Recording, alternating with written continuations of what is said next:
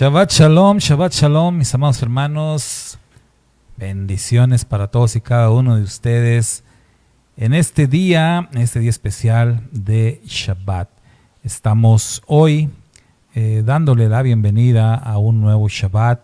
Este es el Shabbat Nassó que recibimos el día de hoy. Hoy estamos a día 10 de junio del 2022 de la era común. Y bueno, pues nos sentimos como siempre contentos, alegres de poder unirnos con ustedes a través de este medio, y pues contento de ver cómo nuestros hermanos se empiezan a unir a la transmisión. Un cariñoso saludo para todos y cada uno de los que ya están unidos, ya están conectados, para los que se conecten después también, por supuesto que sí. Y les recuerdo, hoy vamos a estar estudiando el capítulo número 4 en el Evangelio de Juan. Pero pues vamos antes de empezar con lo que sigue, o mejor dicho, de continuar con lo que sigue, vamos a hacer una tefilá.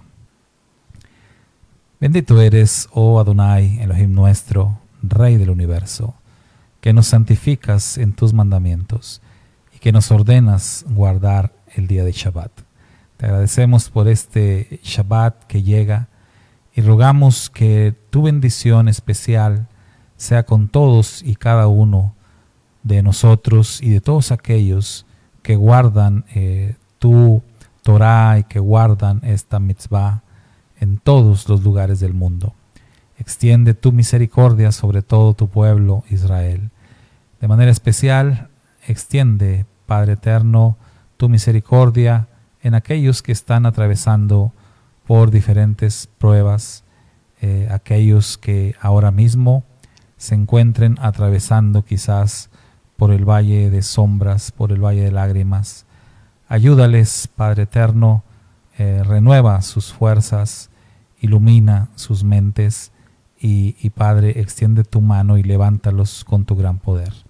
Beshem Yeshua HaMashiach. Amén y amén.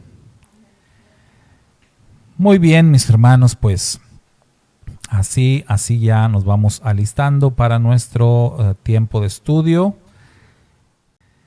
Bien, mis hermanos, pues ya que entramos en contexto con el capítulo 4 de Juan, a través de este canto, pues vamos a comenzar con nuestro tiempo de estudio. Bienvenidos los que recién se han unido a la transmisión. Un cariñoso saludo y un abrazo para todos, hermanos, hermanas. Qué gusto poder estar unidos en este día de Shabbat. Recuerde, hoy es Shabbat Nassó, que significa levanta. ¿Por qué le ponemos nombre al Shabbat? Bueno, no es que le pongamos nombre al Shabbat, simplemente nos referimos al Shabbat con el nombre de la porción que estudiamos durante la semana. Y esta semana estamos estudiando la porción que lleva por nombre hebreo Nassó. Muy bien, vamos a estar entonces en Juan capítulo 4 y le hemos titulado a nuestro estudio de hoy el inicio de la redención. ¿Por qué? ¿Por qué el inicio de la redención? Bueno, recordemos que el Mashiach, Yeshua, él mismo dijo que él había venido acá, a esta tierra, y específicamente a la tierra de Israel, a buscar y a salvar lo que se había perdido. Hemos explicado que estas palabras del Mashiach tienen que ver con las tribus perdidas, las ovejas perdidas de la casa de Israel. En otra ocasión el Mashiach dijo: yo no he sido enviado sino a las ovejas perdidas de la casa de Israel. Y esto es una clara referencia a las 10 tribus del reino del norte que, bueno, se separaron cuando se dio la división del reino y que posteriormente fueron llevados en cautiverio por el imperio de Asiria. Y estas 10 tribus, conocidas como Reino del Norte, conocidas como la casa de Israel, casa de Efraín. Estas 10 tribus pues perdieron su identidad. Sin embargo, en la región de Galilea, como ya hemos dicho, pues se mantuvo,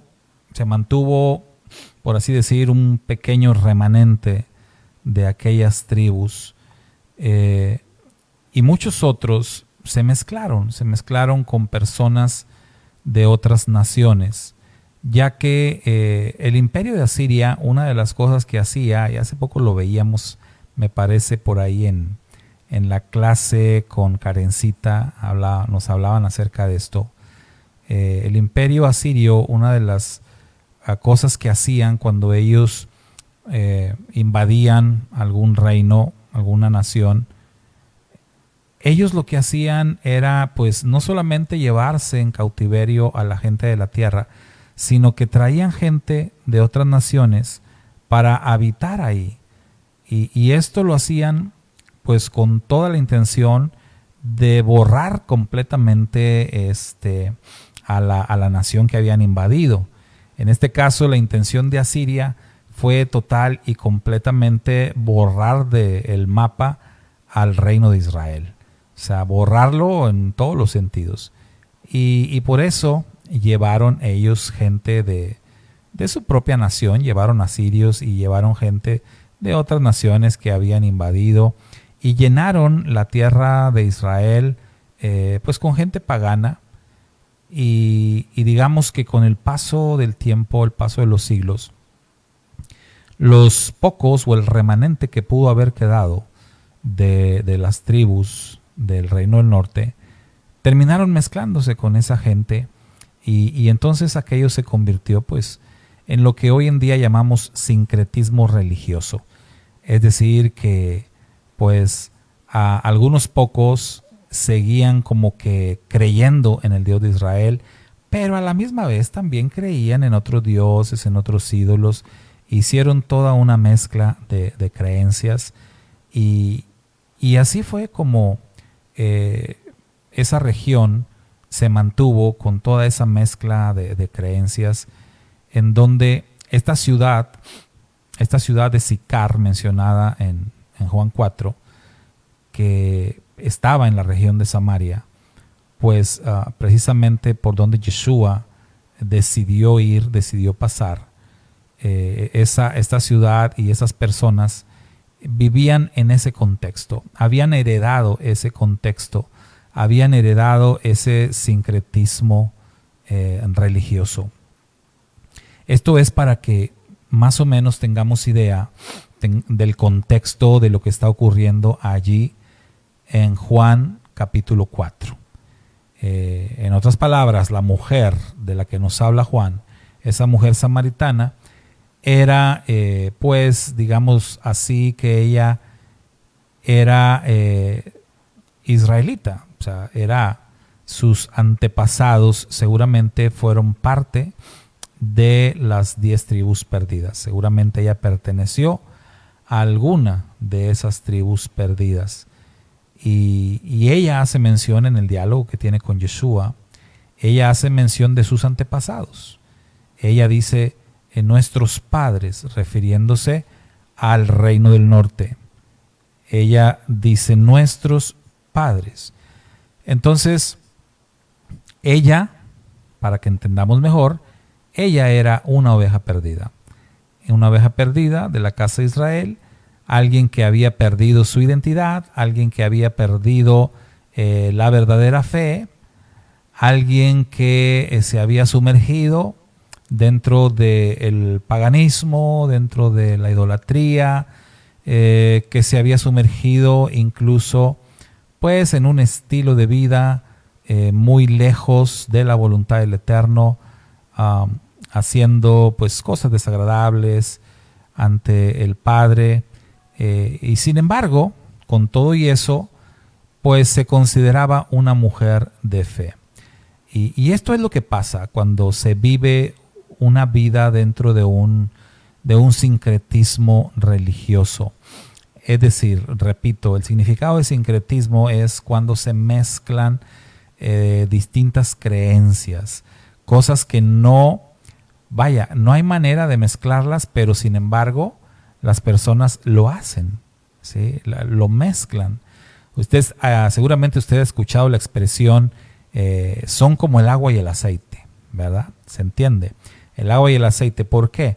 Porque el agua y el aceite no se mezclan. Usted puede tratar de revolver agua con aceite, tratar de mezclarlos, pero pues no se mezclan, se separan el uno del otro porque son pues químicamente incompatibles para mezclarse.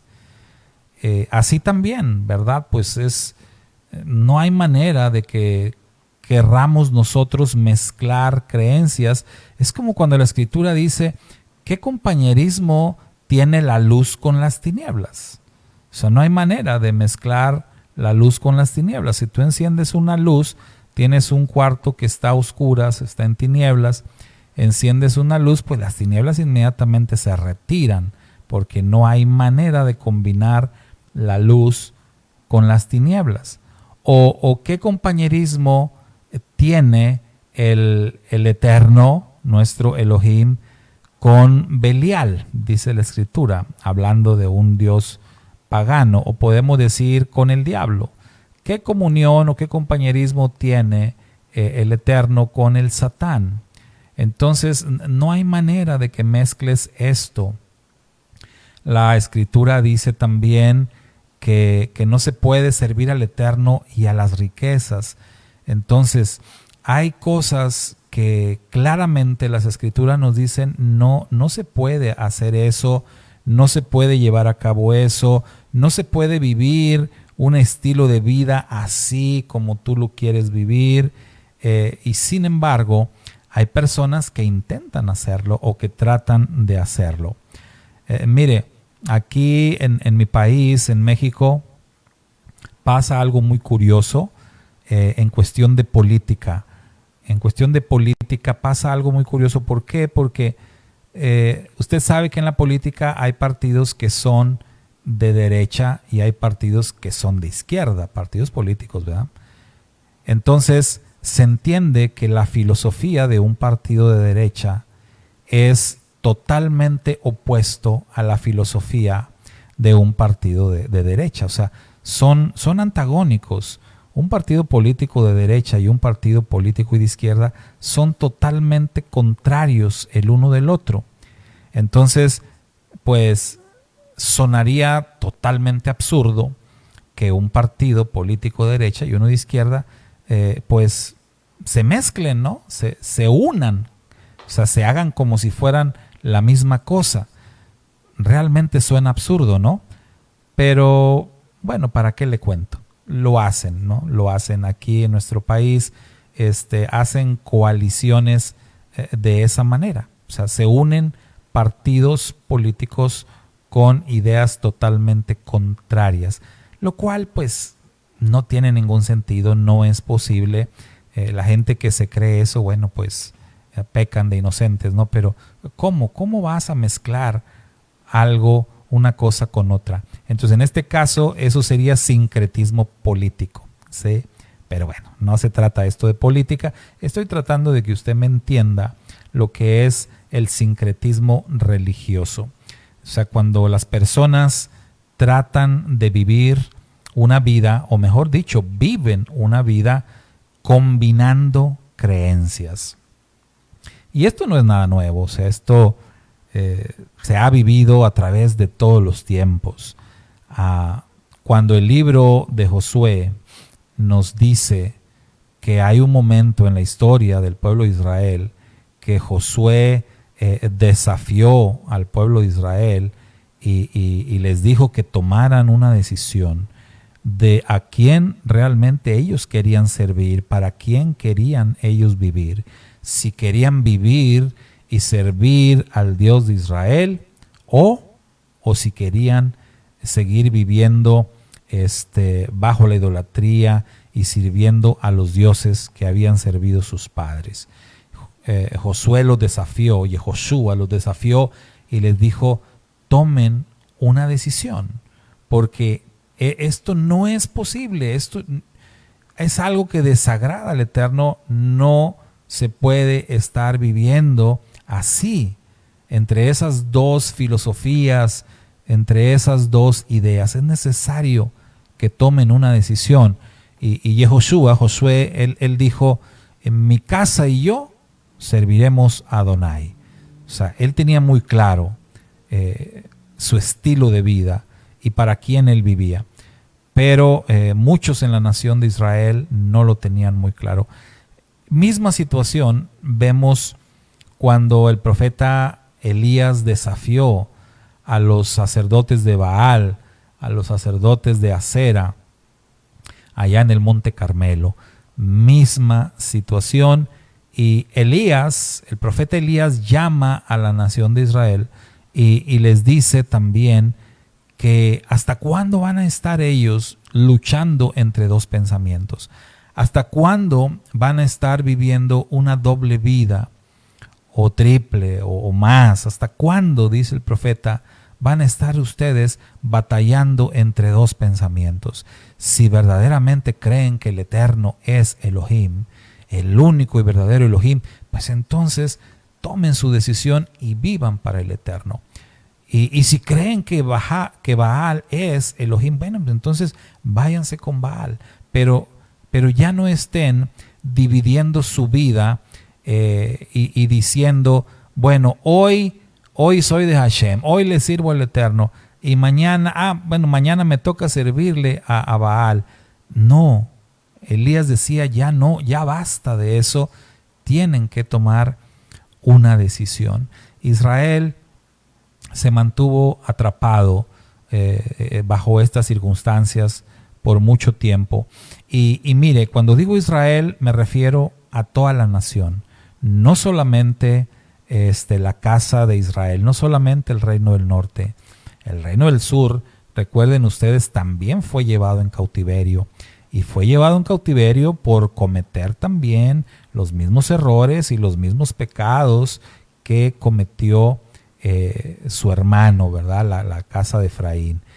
Ellos regresaron, ciertamente, ellos regresaron después de 70 años, pero fíjense que también después del cautiverio, ellos también regresaron con algunas influencias muy fuertes de los imperios que los tomaron cautivos. De alguna manera, por ahí un comentarista que leí relaciona la experiencia de esta mujer samaritana con la experiencia del pueblo de Israel. Cuando se habla de los maridos y dice ella que ha tenido 5 maridos y con el que está ahora no es su marido. Y entonces este comentarista hace una conexión entre la mujer samaritana y la nación de Israel, relacionando esa experiencia con los imperios que dominaron sobre el pueblo de Israel, ya que a esas alturas Israel había sido dominado por Egipto, había sido dominado, por supuesto, pues por el imperio asirio, por los babilonios, por los persas y por los griegos en el pasado. Y en ese momento de la historia estaban bajo el yugo del imperio romano. Y Yeshua le dice a la mujer samaritana, bien has contestado, bien has dicho, no tengo marido, porque 5 maridos has tenido y el que ahora tienes no es tu marido. Entonces estamos hablando de 6, ¿no? 6 personas o 6 maridos de esta mujer.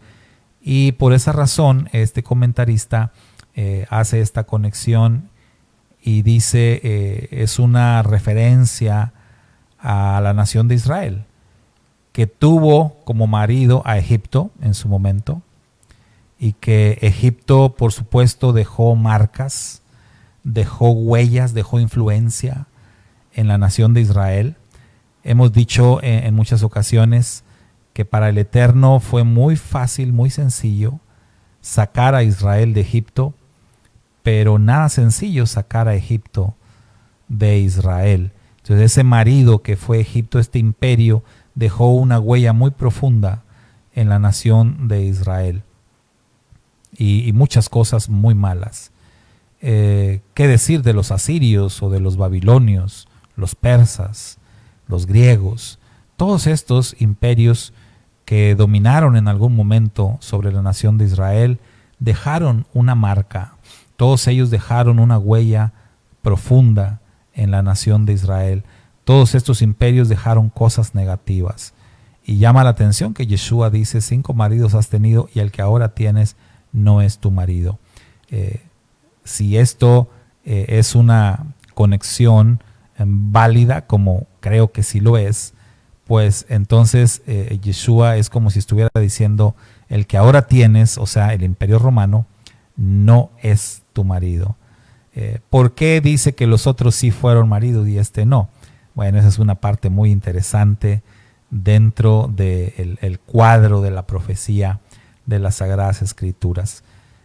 Porque usted sabe que definitivamente de todos los imperios que dominaron sobre Israel, el que ejerció, digamos así, un poder más terrible sobre ellos, pues fue precisamente el Imperio Romano. El que más daño le provocó fue el Imperio Romano. Entonces, el Mashiach hace énfasis: este no es tu marido. Porque recordemos que del Imperio Romano nace el catolicismo, del Imperio Romano nace el cristianismo, como se le conoce. Del Imperio Romano nacen todas las denominaciones que se conocen hoy día, todas absolutamente. Entonces Yeshua dice: no es tu marido, este que ahora tienes no es tu marido, haciendo un énfasis especial. Hermana Elvita dice: yo siempre he pensado que son 6 religiones. Bueno, es en cierta manera sí, ¿verdad? Pues cada nación, cada imperio tenía su religión. Y ese fue el gran problema de Israel. Más allá del dominio que ejercieron aquellos imperios sobre la nación de Israel, estuvo el problema de la influencia que esas naciones dejaron, y la influencia en el tema de lo religioso. Desgraciadamente, el pueblo de Israel heredó mucha idolatría desde Egipto. Muchos de los cultos modernos vienen o nacen precisamente en el antiguo Egipto y fueron heredados después por otros imperios. Israel, lamentablemente, fue influenciado por esas religiones paganas. Y entonces todo esto llega hasta los tiempos de Yeshua, y todo esto es lo que viene detrás de la mujer samaritana.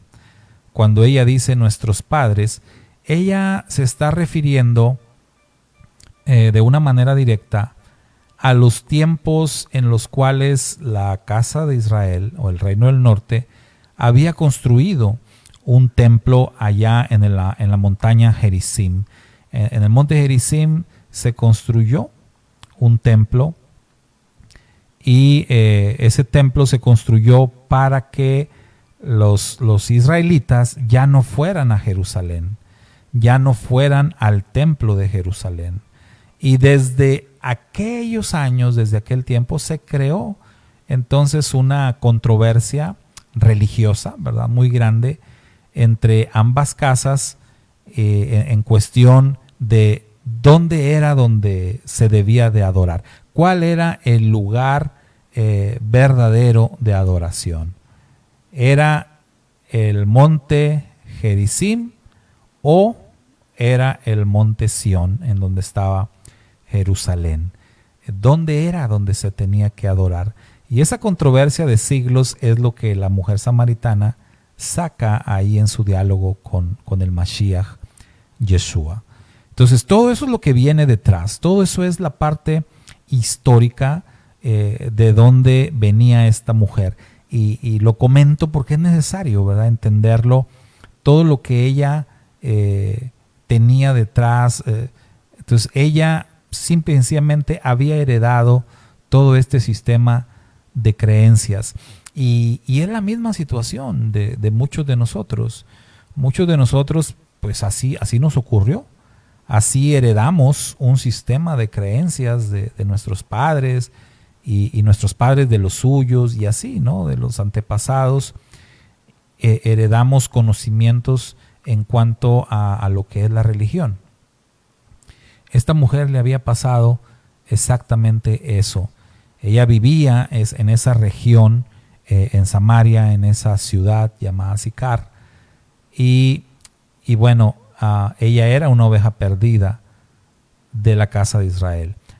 Yeshua llega a esta ciudad y a ese pozo con mucha determinación para comenzar lo que era el plan de redención. Por eso nuestro tema es el inicio de la redención, porque según nos relata Juan en su evangelio, justamente ahí, en esta ciudad llamada Sicar, en la región de Samaria y junto a aquel pozo de agua, ahí se dio el banderazo inicial, ahí comenzó oficialmente a cumplirse el plan de redención. Ahí es donde las ovejas perdidas de la casa de Israel empiezan a encontrar el camino de regreso a casa a través de una mujer de la cual pues ni siquiera sabemos su nombre, simplemente la conocemos como la mujer samaritana. Pero a través de ella es que comienza esta gran aventura de regreso a nuestra identidad, de regreso al pacto con el Eterno, de regreso a la verdadera adoración al Dios de Israel. Todo comenzó ahí junto a aquel pozo de agua. Ese lugar es muy característico porque, bíblicamente hablando, en ese lugar, en aquella ciudad, muchos años atrás, se sepultaron los huesos de Yosef. Recuerda usted que la Escritura nos dice que cuando Yosef, antes de morir, Yosef le dijo a sus hermanos que un día el Eterno los iba a visitar y que ellos iban a salir de Egipto. Y Yosef les dijo, cuando salgan de Egipto, cuando regresen a nuestra tierra, no dejen mis huesos aquí, por favor, llévense mis huesos y sepúltenlos allá en la tierra de Israel. Y cuando el libro del Éxodo nos dice que el pueblo de Israel salió de Egipto, se llevaron los huesos de Yosef. Vea qué hermoso, ¿no? Habían pasado varias generaciones, habían pasado varios cientos de años, pero el recuerdo de aquella palabra empeñada por los hermanos de Yosef se mantenía viva. Y no se olvidaron de Yosef, y tomaron los huesos de Yosef y se los llevaron a la tierra prometida. Las Escrituras nos enseñan que los huesos de Yosef fueron sepultados justamente en esa ciudad que anteriormente era llamada Siquem, y en los tiempos de Yeshua era justamente esa región de Samaria en donde Yeshua se encontró con esta mujer junto a aquel pozo de agua. Esto no es casualidad en lo absoluto. Esto, por supuesto, todo está fríamente calculado por parte del Eterno. El que comenzara el plan de redención justamente en ese lugar, justamente en esa ciudad, justamente donde los huesos de Yosef, los huesos de José habían sido sepultados. Recordemos que Yosef es el padre de Efraín y de Manasés. Estos dos hijos de Yosef, recordemos, fueron adoptados por el patriarca Jacob.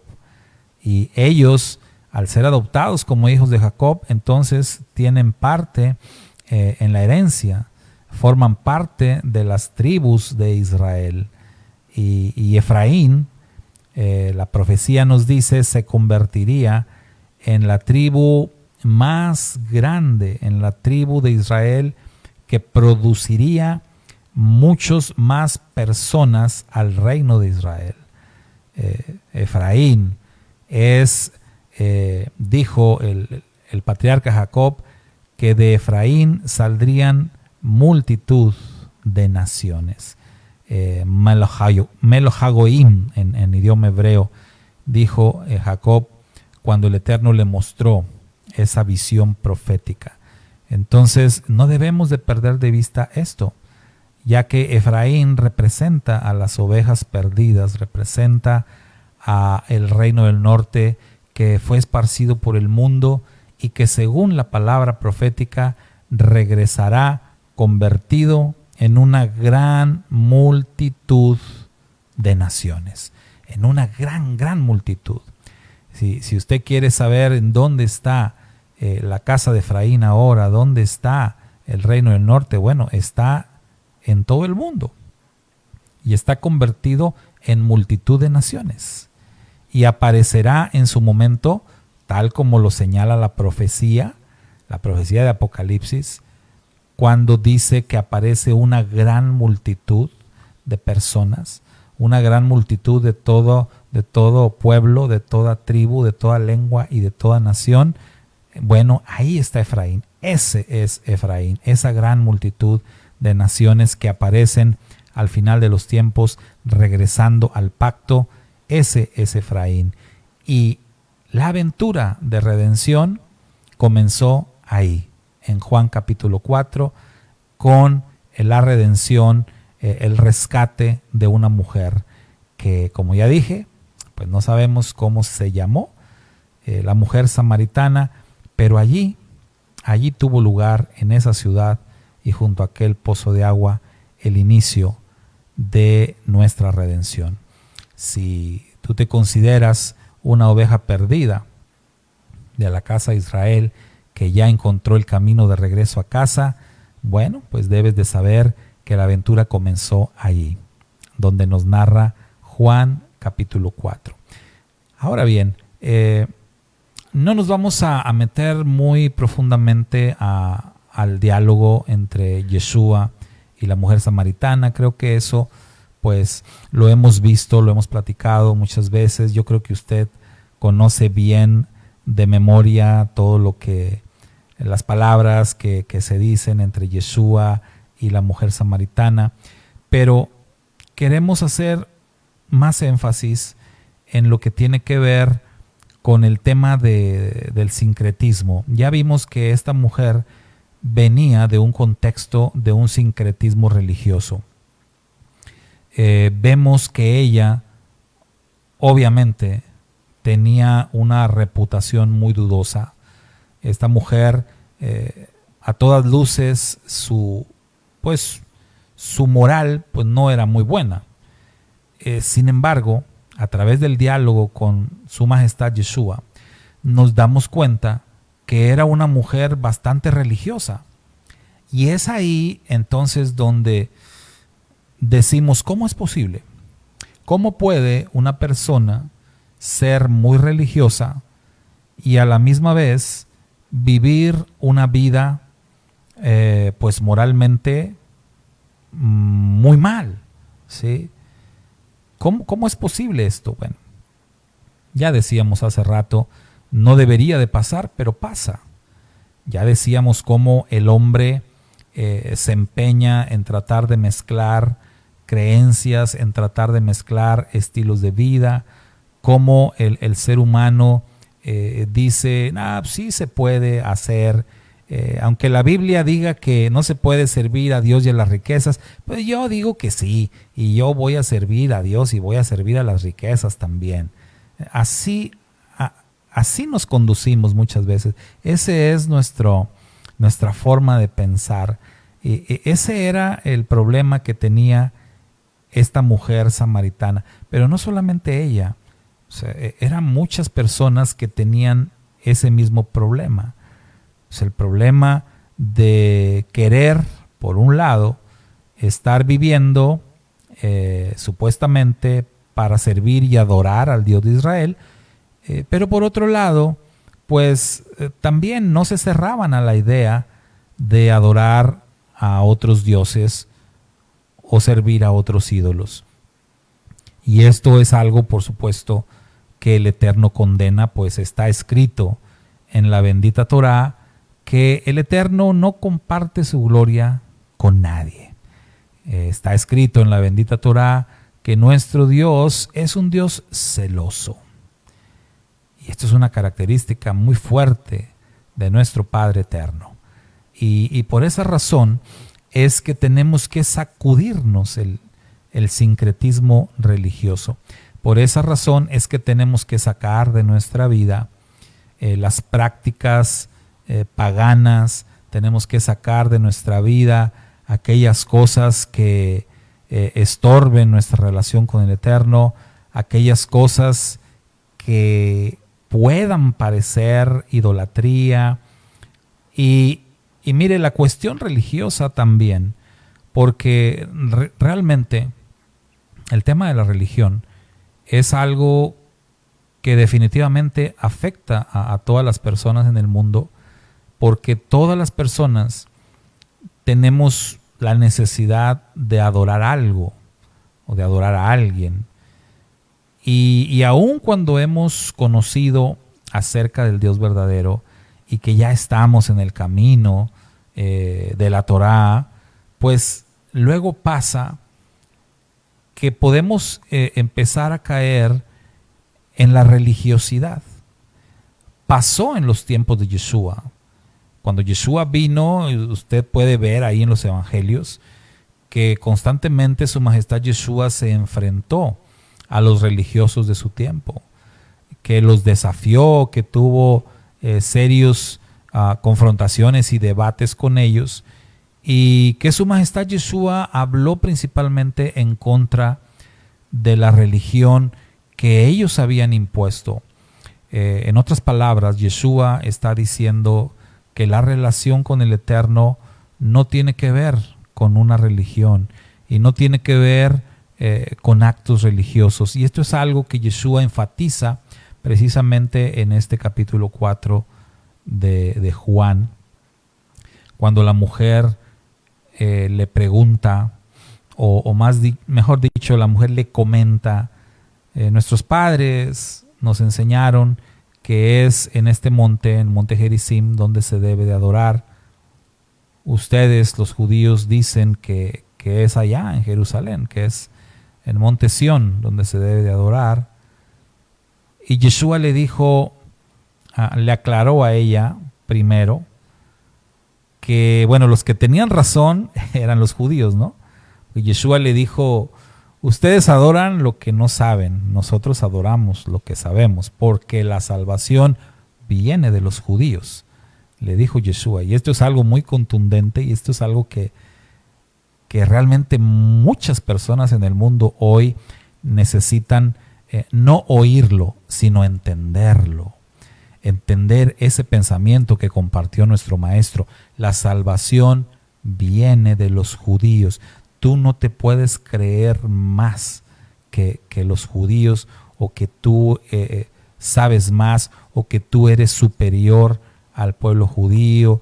Estos pensamientos son blasfemos, son satánicos, y mucha gente en el mundo piensa de esta manera, e incluso muchos en el mundo tienen un muy marcado odio hacia el pueblo judío, un muy marcado antisemitismo hacia el pueblo judío, y esto es un tremendo problema, porque está escrito en la bendita Torá, bendeciré a los que te bendigan y maldeciré a los que te maldigan.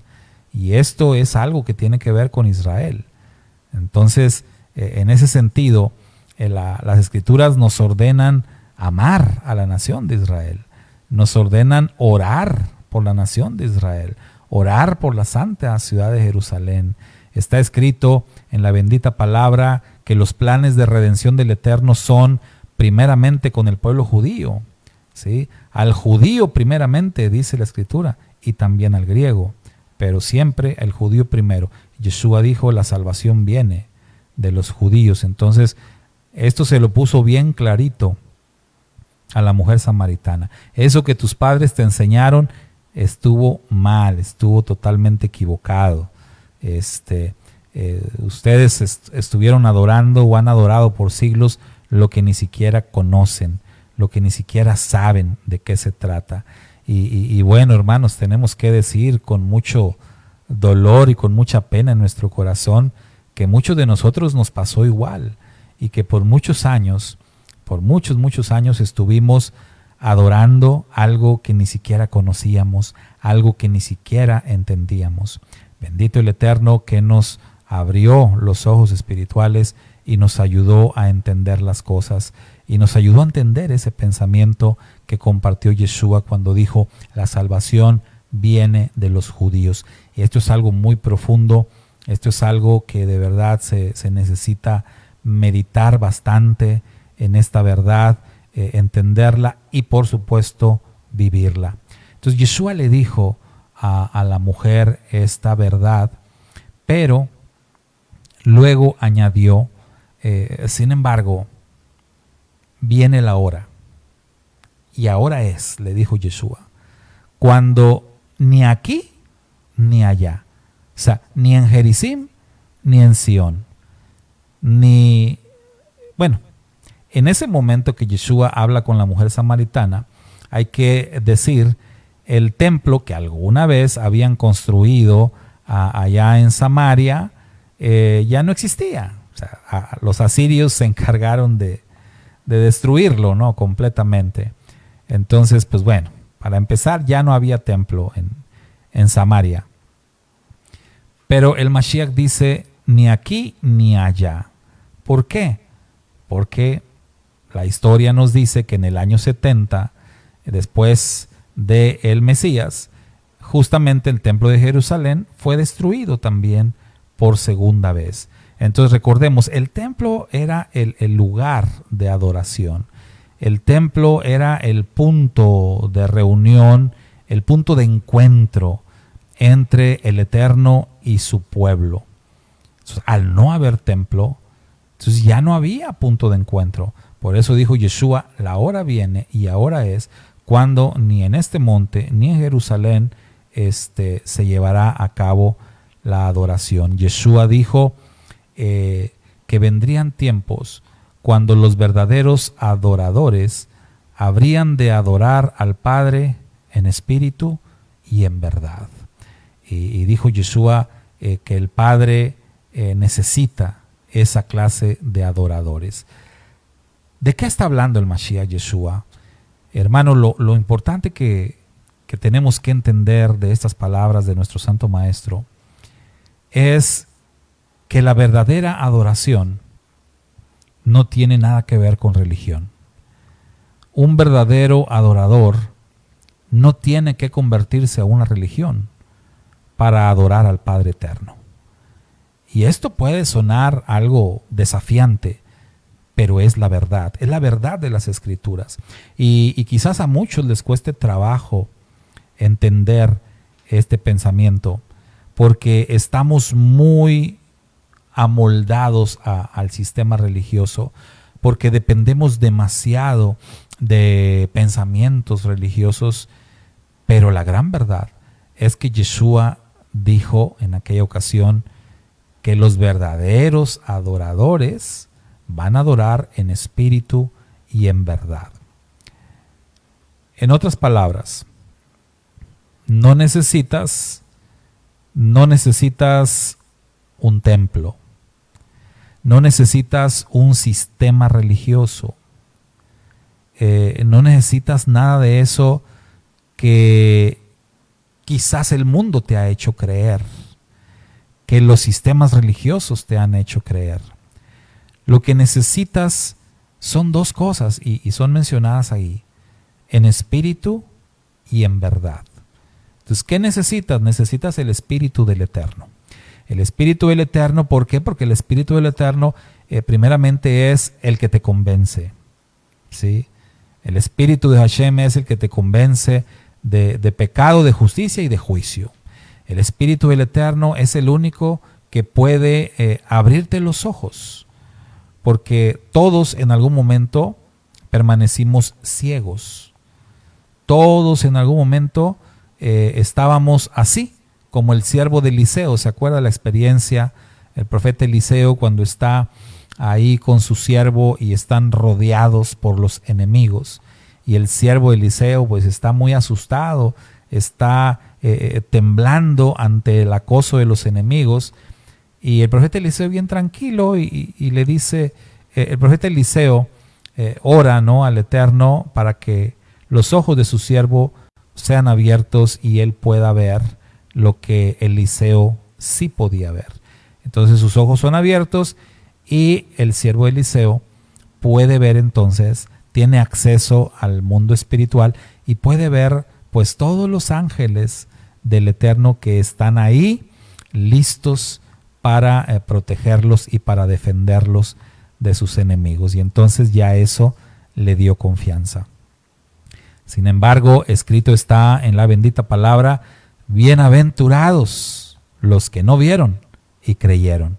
Entonces, no necesitamos que nuestros ojos sean abiertos así físicamente, pero el Espíritu del Eterno abre nuestros ojos espirituales, es decir, abre nuestro entendimiento, nos alumbra para que podamos ver y podamos aceptar las maravillas de la Torá, para que podamos conocer acerca incluso de las cosas secretas que se encuentran en las Escrituras.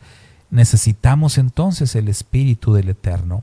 Si tenemos el Espíritu del Eterno que nos guíe, si tenemos el Espíritu del Eterno que nos enseñe, que nos revele, que nos muestre, que nos exhorte cuando lo necesitemos, que nos confronte, incluso que nos estorbe cuando sea necesario. Si tenemos el Espíritu del Eterno, pues hermano, tenemos todo lo que necesitamos más el otro ingrediente. ¿Qué dijo el Mashiach? En espíritu y en verdad. Y la verdad, pues es la palabra. La verdad es la palabra. Dijo el mismo Mashiach, Yeshua, cuando él está orando por sus discípulos en el capítulo 17 del Evangelio de Juan, el Mashiach dijo, santifícalos en tu verdad. Tu palabra es verdad. Y recordemos que el Mashiach es la palabra viviente. Y por eso él decía, yo soy la verdad. Él es la palabra del Eterno que vive. Entonces, eso es lo que necesitamos. Necesitamos el Espíritu del Eterno y necesitamos la palabra del Eterno. Si tú tienes estas dos cosas, no requieres de más. No necesitas nada más. No necesitas sistemas religiosos. No necesitas templos. No necesitas absolutamente ninguna otra cosa que tenga que ver con religión. No necesitas incluso tradiciones, no necesitas nada de eso. Y mire, que no se malentienda o no se malinterprete, no estoy en contra de las tradiciones, no estoy en contra de los templos, no, pero estoy diciendo que no son necesarios. Se puede entonces decir que todo eso son cosas buenas si las usas con un buen fin. Pero cuando tú ya empiezas a depender de tradiciones o empiezas a depender de religiones o empiezas a depender de templos o empiezas a depender de todas estas cosas que realmente no son necesarias para una verdadera relación con el Eterno, entonces eso ya es depender de una religión. Y el Eterno no quiere que dependamos de una religión. Dijo Yeshua, si tú quieres ser un verdadero adorador, todo lo que necesitas es el Espíritu y la verdad. O sea, la palabra del Eterno y la iluminación, el conocimiento, el entendimiento de esa palabra. Eso es todo lo que se requiere, eso es todo lo que se necesita. Y podemos ver nosotros esto en este diálogo, en esta plática de Yeshua con la mujer samaritana, ya que ella se encontraba pues totalmente a oscuras respecto a los temas de la verdad, de la palabra del Eterno.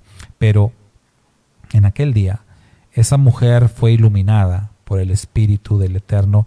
Esa mujer fue percibiendo la luz del Espíritu de Hashem, la fue percibiendo poco a poco mientras hablaba con Yeshua. Ella se fue dando cuenta, ella fue sospechando, ella fue sintiendo en su corazón que ese que estaba frente a ella no era un individuo cualquiera. Cuando ellos empezaron a hablar, seguramente ella no sintió nada de eso. Es más, ella hasta sintió cierto rechazo. Ella comenzó diciendo: ¿cómo tú, siendo judío, me pides a mí de beber que soy samaritana? O sea, como diciendo, ¿por qué me hablas? O sea, tú y yo ni nos debemos de hablar siquiera, ¿no? Pero conforme el diálogo entre ellos fue avanzando, en el corazón de esta mujer empezó a germinar una idea, un sentimiento maravilloso de entender quién era esta persona que estaba ahí parado frente a ella. Y hay un momento en el diálogo en el que precisamente ella, pues ya, seguramente con su corazón a punto de explotar de la emoción, ella dice: pues sabemos que algún día va a venir el Mashiach, y que cuando el Mashiach venga, Él nos va a aclarar todas las cosas, todas las dudas que podamos tener, todas las confusiones, cualquier situación en cuanto a las verdades de la palabra del Eterno. El Mashiach nos va a aclarar todo. Y fue cuando Yeshua le dijo: yo soy el que habla contigo. Aquí está el Mashiach ya.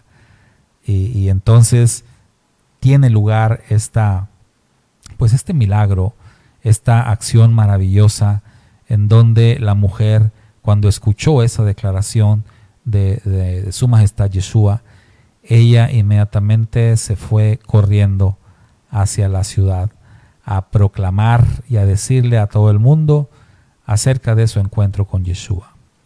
Y bueno, vemos nosotros cómo la redención comenzó en ese lugar. Los discípulos regresan, los discípulos de Yeshua regresan, ellos andaban buscando de comer y llegan con el maestro y pues lo quieren invitar a comer. Mashiach dice que él tiene otra comida, ¿verdad?, que comer. Ellos piensan, pues, ¿quién le trajo de comer, no? Mientras no estuvimos. Yeshua está hablando, por supuesto, del alimento espiritual. Yeshua estaba hablando acerca precisamente del plan de redención que Él acababa de echar a andar a través de aquella mujer y de los resultados que ya venían en camino. Y nos dice la Escritura que esta mujer prácticamente se trajo a toda la ciudad con ella para que todos conocieran a el Mashiach, para que todos conocieran a Yeshua. Es muy interesante que Su Majestad Yeshua le dijo a sus discípulos: ustedes dicen que todavía faltan varios meses para la cosecha, pero yo les digo que los campos ya están listos para ser cosechados. Y el Mashiach también le dijo a sus discípulos: yo los envío a ustedes a cosechar lo que ustedes no sembraron. Esto es algo, hermanos, tan hermoso, tan maravilloso, lo que está ocurriendo ahí, lo que ocurrió ahí en esta ciudad de Sicar, lo que ocurrió ahí en Samaria. El Mashiach está hablando de todo aquel esfuerzo que hicieron tantos y tantos profetas en el pasado, tantas personas que hablaron en el nombre del Eterno y que estuvieron sembrando la semilla de la palabra, y que finalmente, después de mucho tiempo, ahora estaba dando fruto.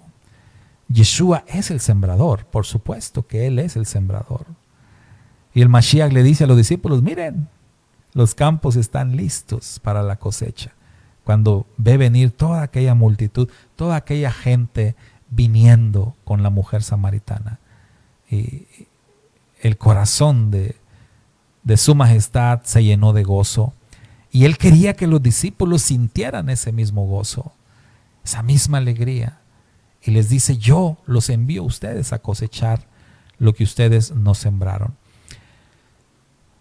Aquella multitud, aquel gran grupo de samaritanos que después dijeron a la mujer, primero creímos porque tú nos dijiste, pero ahora ya no creemos por lo que tú dijiste. O sea, ahora creemos por lo que nosotros estamos viendo y escuchando. Y así es la redención. Así es la redención. Tú crees en las palabras que alguien te dice, pero tú no crees por ti mismo, tú crees porque el Espíritu pone en ti que creas. Pero tiene que llegar el momento en el que tú vivas tu propia experiencia. Y ya no crees por las palabras de otros, sino crees por tu propia experiencia. Así comenzó la redención de las ovejas perdidas de la casa de Israel. Así tuvo lugar el arranque de esta gran aventura en aquel lugar llamado Sicar, junto a un pozo de agua, en un diálogo entre un hombre y una mujer. Este es un cuadro maravillosísimo. Bueno, hoy no vamos a hablar de eso, pero quise usar estas imágenes, este video que tenemos de fondo, porque estas imágenes son imágenes recurrentes en las Escrituras. En varias ocasiones, las Sagradas Escrituras nos hablan de experiencias que tuvieron lugar junto a pozos de agua.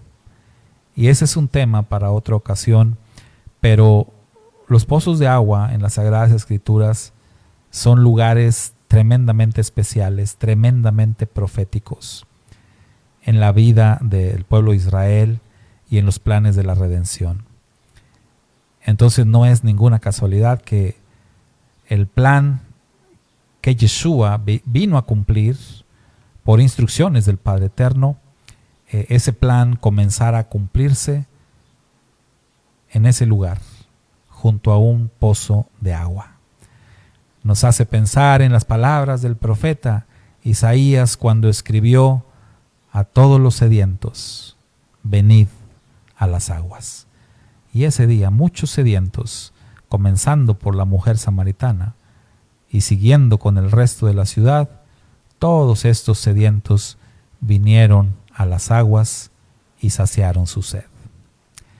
Mis amados hermanos, solamente me resta hacerles una invitación para que nosotros seamos también, como aquella mujer, un canal de bendición. Seamos como aquella mujer una herramienta, un instrumento en las manos de nuestro Santo Redentor. Y mire que a ella ni siquiera la tuvo que enviar el Mashiach. Si usted lee el Evangelio, usted puede ver que en ningún momento Yeshua le dijo, anda, ve a predicarle al pueblo, ve a decirles a todos, ve y tráeme a la gente. No, en ningún momento ella recibió instrucciones. Eso fue algo espontáneo, fue algo que nació de su corazón, fue algo que el Espíritu puso en ella y que lo hizo instintivamente, si usted quiere. ¿Cuánto más nosotros, que sí hemos recibido la instrucción, que sí hemos recibido el mandato de Yeshua de ir y de servirle como sus testigos, de ser como sus mensajeros, de ser como sus mediadores, de ser como los sacerdotes? ¿Cuánto más no debemos de ir y cumplir con esta tarea. Hagamos pues lo que aquella mujer hizo y esforcémonos en traer más y más ovejas perdidas a la luz. De regreso a casa, de regreso a nuestra verdadera identidad, de regreso al pacto, de regreso a los mandamientos. Que el Padre Eterno les bendiga, mis amados hermanos, de manera rica y abundante en este día de Shabbat. Que el Padre sea con todos ustedes. Nos vamos, Shabbat Shalom para todos, un fuerte abrazo. Les invitamos a nuestras actividades de este Shabbat, como ya lo saben. Mañana, primeramente el Eterno, 11 de la mañana, nuestro servicio de Shabbat. Los que puedan acompañarnos de manera presencial, pues nos dará mucho gusto verles. Y los que no, pues únanse virtualmente, 11 de la mañana, tiempo de México. Y nuestras clases por ahí después, 2, 3 de la tarde. Más tarde, el cierre del Shabbat en el Abdalá. Acompáñenos y seguramente usted será tan bendecido como nosotros. Shabbat Shalom, nos vamos.